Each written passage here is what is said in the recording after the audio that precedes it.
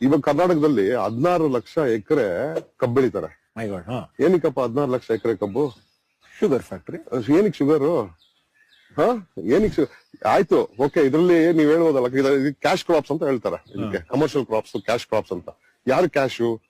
ಇವತ್ತು ಯಾವನ್ನು 1 ಎಕರೆಯಲ್ಲಿ ಕಬ್ಬು ಬೆಳಿತಾನೋ ರೈತ, ವರ್ಷಕ್ಕೆ ಅಂದ್ರೆ 12 ರಿಂದ 13 ತಿಂಗಳಿಗೆ 40,000 ರೂಪಾಯಿ ಮಾಡ್ತಾನೆ.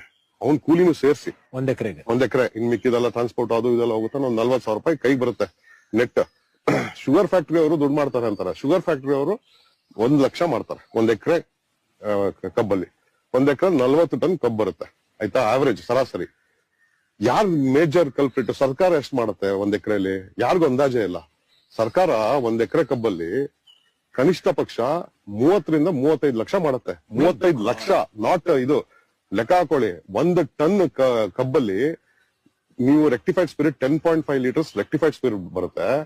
ಆ rectified spirit 75 full bottle alcohol ಆಗುತ್ತೆ. ಇವತ್ತು ನಿಮ್ಗೆ ಕನಿಷ್ಠ ಲೋಯೆಸ್ಟ್ ಆಲ್ಕೋಹಾಲ್ ಕೂಡ 1000 ರೂಪಾಯಿ ಕಮ್ಮಿ ಇಲ್ಲ ಒಂದು ಫುಲ್ ಬಾಟ್ಲು. ಅದ್ರಲ್ಲಿ ಸರ್ಕಾರಕ್ಕೆ ಹೋಗೋದು ಇದು 600 ರೂಪೀಸ್ 650 ರೂಪೀಸ್ ಹೋಗುತ್ತೆ. ನೀವು ಮಲ್ಟಿಪ್ಲೈ ಮಾಡಿ, 1 ಟನ್ ನಲ್ಲಿ 75 into 650 into 40 ton 32 lakh 33 lakh ಆಗುತ್ತೆ.